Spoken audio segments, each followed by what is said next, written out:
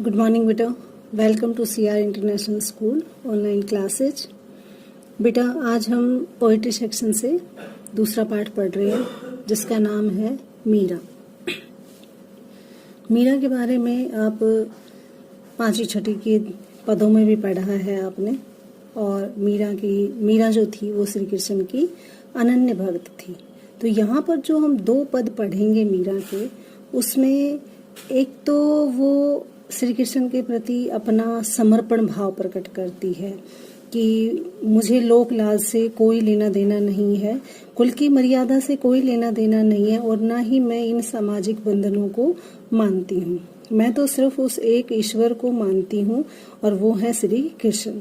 वही मेरे सब कुछ हैं, मेरे पति हैं, परमात्मा है, ईश्वर हैं, मेरे पूज्य हैं। और उनके लिए उन्होंने मंदिरों में जाकर भजन कीर्तन किए। सार्वजनिक रूप से वो साधु संतों के बीच में बैठकर उन्होंने कीर्तन किए और ये माना कि अब तो मुझे श्री कृष्ण से भक्ति रूपी जो प्रेम है वो हो गया है और अब मुझे उससे कोई अलग नहीं कर सकता।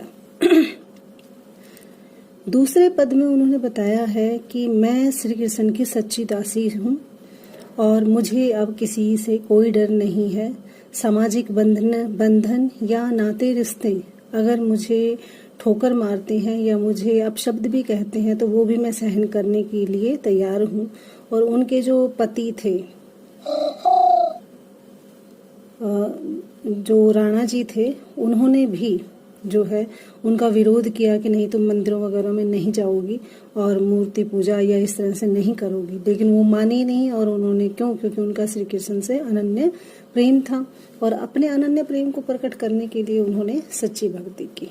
इस तरह से हम देखते हैं कि इन दोनों पदों में किस तरह से मीरा ने अपने अनन्य प्रेम को प्रकट किया है। तो पहले पद को पढ़ते हैं, चलते हैं पहले पद पर। पहला पद है मेरो तो गिरधर गोपाल दूसरो न कोई।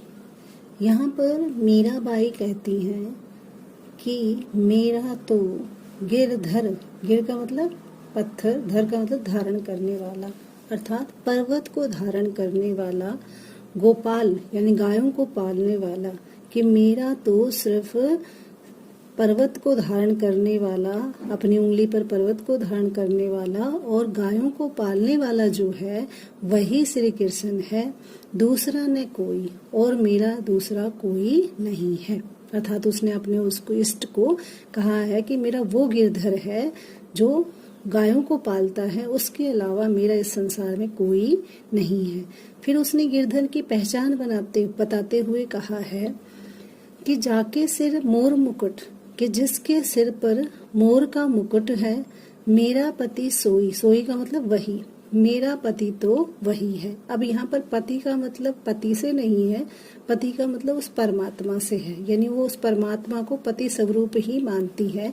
जिस तरह से पत्नी पति के प्रति समर्पित होती है, उसी तरह से यहाँ पर भी उस परमात्मा के प्रति यानी श्री कृष्ण के प्रति जो मीराबाई है वो पूरी तरह से समर्पित है। तो कहते हैं मेरा पति, मेरा परमेश्वर तो वही है जिसके सिर पर मोर का मुकुट सजा हुआ है, मेरा तो वही गिरधर है, वही गोपाल है, दूसरा और इस संसार में कोई नहीं है।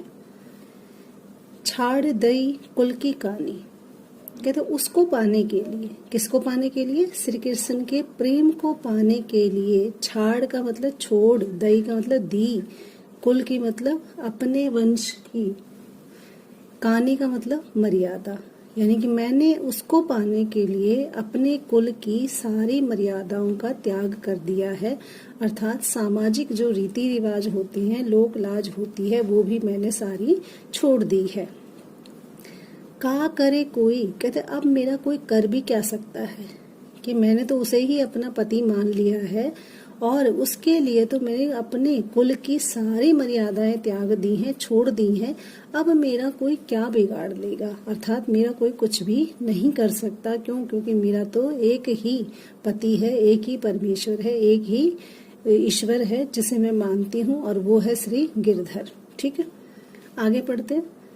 संतन डिग बैठ बैठ, संतन का मतलब साधु संतों, डिग का मतलब साथ, साधु संतों के साथ बैठ बैठ कर अर्थात साधु संतों के साथ भजन कर करके, भजन मंडली या सत्संग कर करके लोक लाज खोई। कहते मैंने लोक की लाज खो दी है। लाज का मतलब शर्म, यानी कि जो सामाजिक शर्म है वो भी मैंने खो दी है, क्योंकि मैं साधु संतों के साथ बीच में बैठकर भजन कीर्तन करती हूँ, सत्संगति रखती हूँ, तो लोग कहते हैं कि मैंने अपनी मर्यादा को खो दिया है, मुझे लाज शर्म कुछ भी नहीं आती। कहते हैं हाँ मैंने मान लिया, कोई मेरा क्या बिगाड़ लेगा। अगर मैंने उसको पाने के लिए साधु संतों के साथ बैठकर सत्संग किया है और कुल की मर्यादा को छोड़ा है, लोक समाज की त्याग दिया है, तो इसमें क्या है, कोई मेरा कुछ भी नहीं बिगाड़ सकता, क्योंकि मेरा तो सिर्फ एक ही वो परमात्मा है और इस संसार में कोई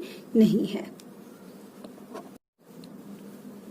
आगे मीराबाई कहती हैं, असवन जल सींच सींच प्रेम बेली बोई, आंसू रूपी जल से, अब जल क्या है, भक्ति, सींच सींच के, कहते मैंने आंसुओं के जल से सींच सींच कर, जिस तरह से किसी पौधे को जल से सींचा जाता है उसी तरह से मैंने ये जो भक्ति है इसको भी, असवन का मतलब बड़े कष्टों के साथ सींचा है, यानी कि ये जो भक्ति में मेरी लगन लगी है ये बड़े कष्ट के बाद लगी है। बहुत आंसू बहाए हैं मैंने इस भक्ति में रमने के लिए, बहुत ध्यान, बहुत पीड़ा भोगी है, सींच सींच के अर्थात आंसुओं से सींच सींच के इस भक्ति रूपी बेल को मैंने बोया है। प्रेम बेली बोई, कहते वो जो प्रेम की बेल है अर्थात श्री कृष्ण के प्रति जो मेरा अनुराग है उसकी जो बेल मैंने बोई है वो आंसुओं से सींच सींच कर अर्थात बड़े कष्ट जो है मैंने सहे हैं उसके प्रेम को पाने के लिए। कौन सी बेल को पाने के लिए, श्री कृष्ण की भक्ति रूपी बेल को पाने के लिए।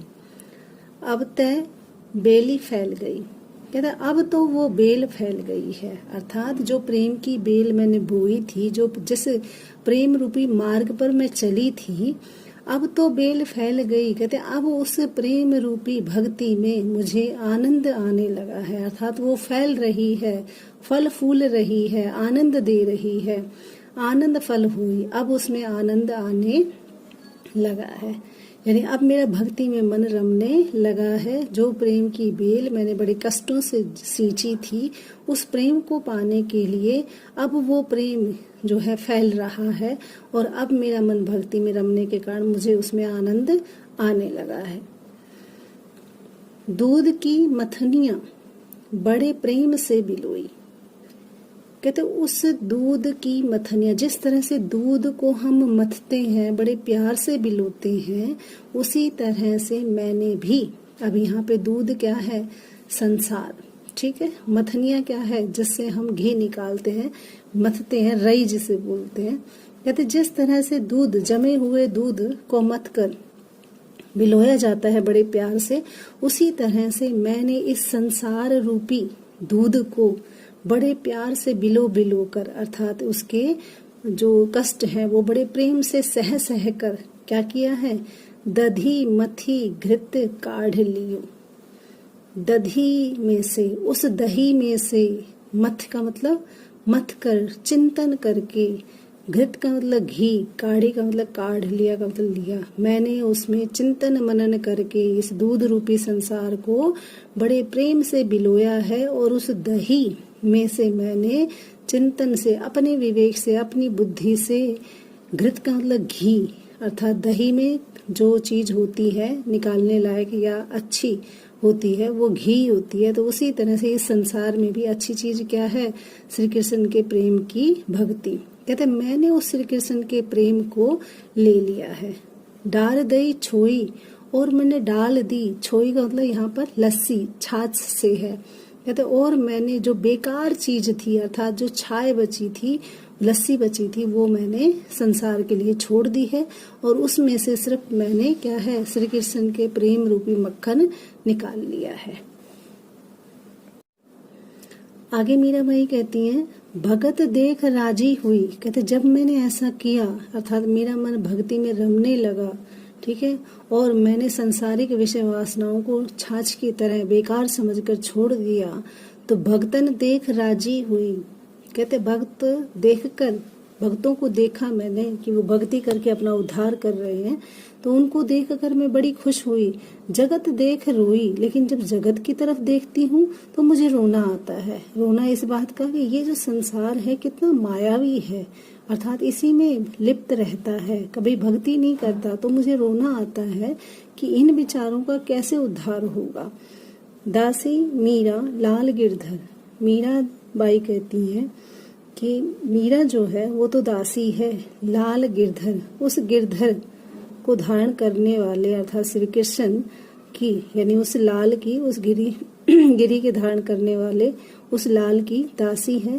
तारो अब मोही, हे प्रभु अब मेरा उद्धार करो, अब तो मैं आपकी ही दासी हूँ, अर्थात मेरा कल्याण करो।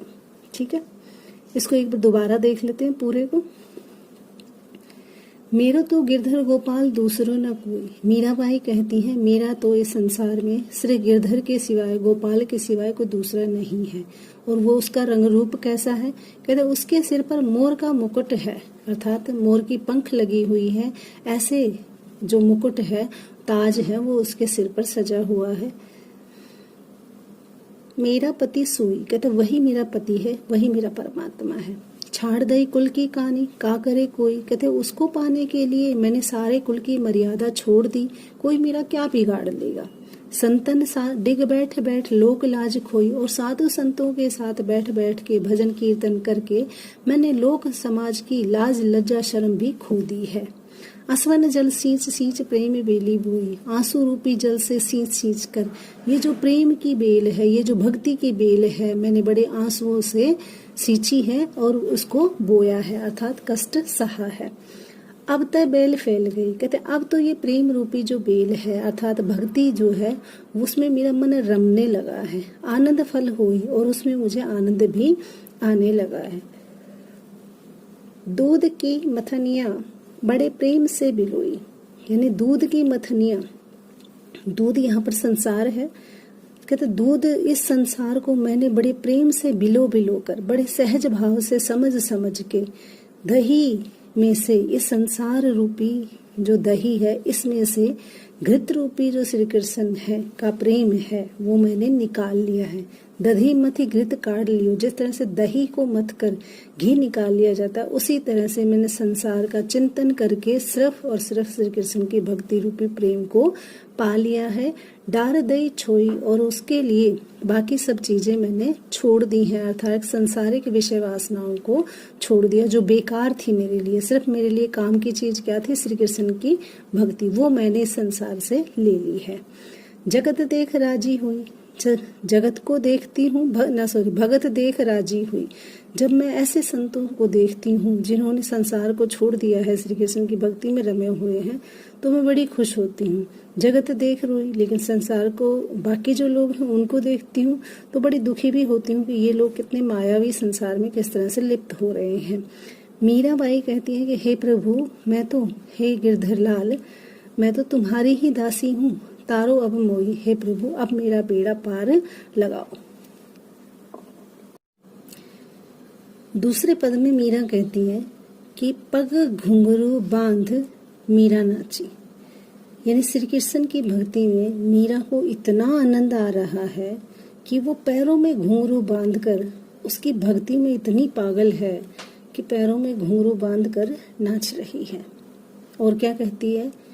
मैं तो मेरे नारायण सु आप ही हो गई साची, कि मुझे सच साबित करने की जरूरत नहीं है, मैं तो अपने आप ही सच्ची हो गई हूँ।